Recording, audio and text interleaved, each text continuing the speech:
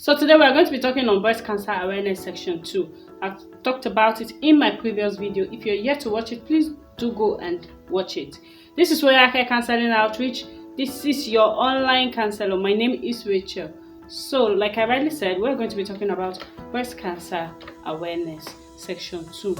The last time we spoke about it, we were on risk factor of breast cancer. I gave 6 different risk factors of breast cancer. So today I'm going to be starting from the 7th risk factor. And the 7th risk factor of breast cancer is previous breast cancer. If you have once had a situation whereby you had breast cancer, probably in your right or left breast, so it can reoccur. I don't know if I said it in my previous video, breast cancer is curable but can reoccur. So if you have once had it that's affected one of your breasts before, it can also affect the other breast, so it can reoccur. So breast cancer reoccurs. Like I said before, breast cancer is not gender sensitive. It can happen to both male and female. So gone are those days when you say it's women that has breast cancer. Men now have breast cancer. If you have once been diagnosed of ovarian cancer, cervical cancer, it can reoccur, meaning you can also be diagnosed of breast cancer. So these are part of the risk factors you should take note of. Once you have been diagnosed of ovarian cancer, cervical cancer, just know that you are at risk of having breast cancer. So you are to try to always examine yourself so that once such a case occur, you will quickly arrest it so that you don't become a life-threatening ailment to your body.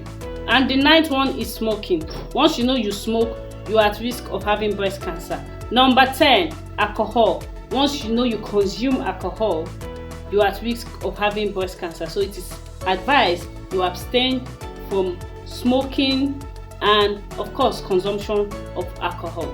Excess fat cells in the body can increase your chances of having breast cancer.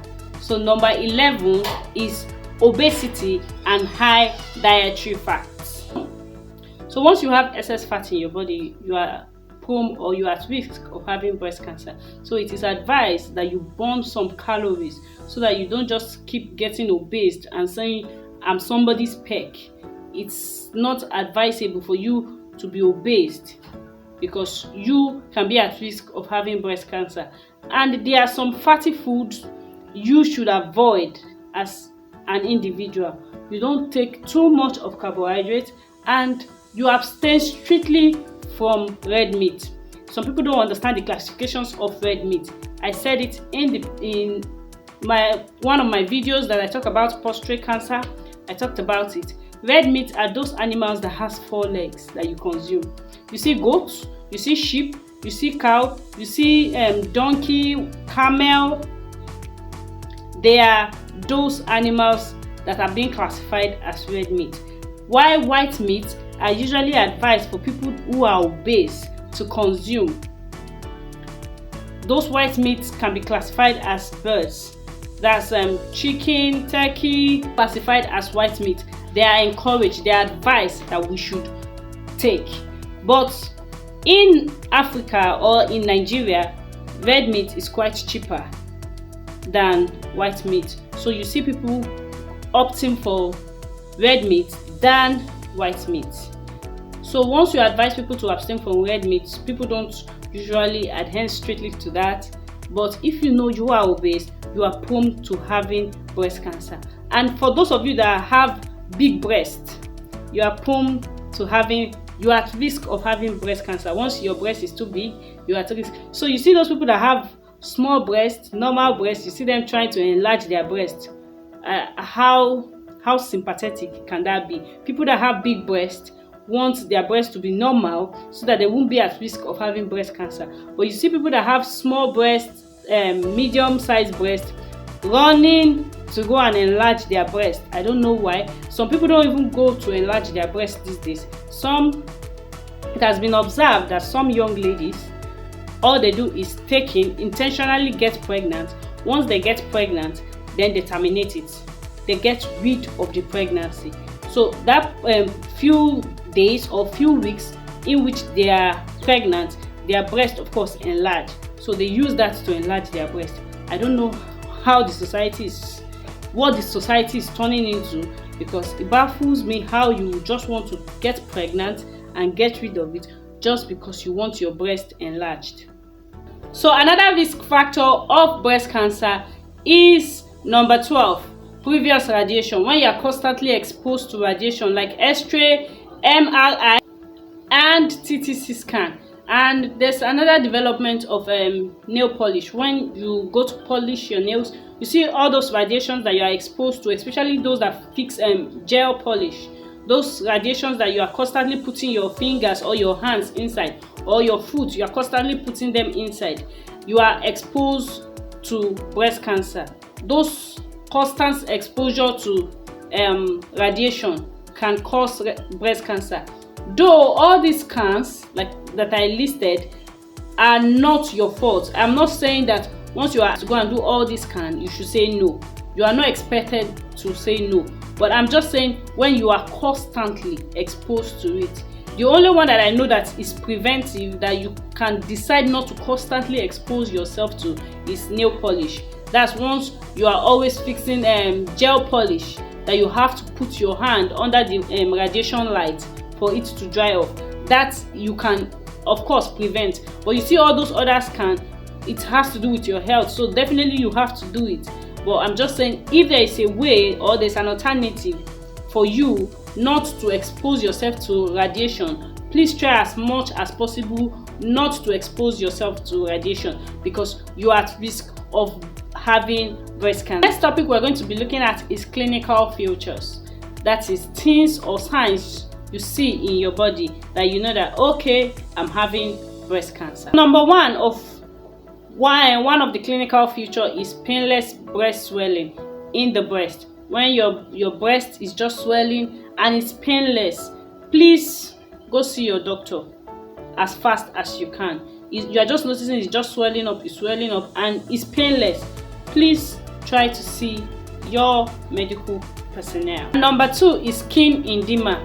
That's orange dots in the breast. It is called peel the range. If you notice any orange dots in your breast axis, please see your health personnel, so that you'll be sure it's not breast cancer, so that you don't allow it to spread around your body. And number three is skin nodules or ulceration.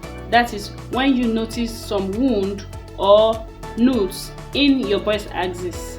Please see your doctor so that you can be sure you don't have breast cancer. Once breast cancer spreads from the breast axis, it becomes more risk to you. It becomes life-threatening. But once it's just limited to breast cancer, it can be cured. But like I said, it can be cured, but breast cancer can reoccur. Quote me well, please. And number four is nipple reiteration. When you notice that your nipple starts getting smaller or starts entering inside, you don't get to see your nipple. Your nipple has all of a sudden turned to the way your navel goes inside. Please see your doctor so that you can be sure you don't have breast cancer. Number five is blood-stained nipple discharge. Once you start noticing that your nipples is discharging blood, please go as fast as you can to see your health worker to be sure you don't have breast cancer. Number six is axillary swelling in the armpit. Once you start noticing that your armpit is swelling up, sometimes some people say it's boiled, please see your doctor to be sure you don't have breast cancer. Once you notice any swell in your armpit axis, please see your doctor. Number seven is self-examination. Always examine yourself. Once you notice any lumps in your breast axis, please see your doctor. You can always pick your 3 hands like this, check around your breast axis to be sure there are no lumps around. Check your armpit axis to be sure there are no rash or lumps around.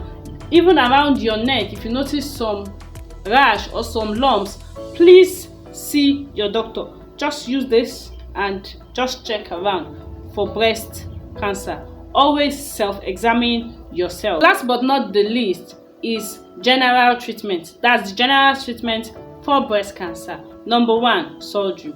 Once it is just only the breast axis or the breast that is still affected, it has not spread. Once it's just around the breast, the lymph node has not contaminated part of the abnormal cells, surgery can be carried out to remove the affected breast. But once it has spread, some surgeries can actually be carried out to remove the overflow of the abnormal cells. But it is advised that once you notice that you have some reactions in your breast, you can see like blood stains and some lumps around, please just see your doctor so that the surgery can be managed effectively and you can live your normal life. Number 2 of the general treatment of breast cancer is chemotherapy. That has to do with the drugs, the general routines, the general medical checkup that you go for examinations. That is called chemotherapy.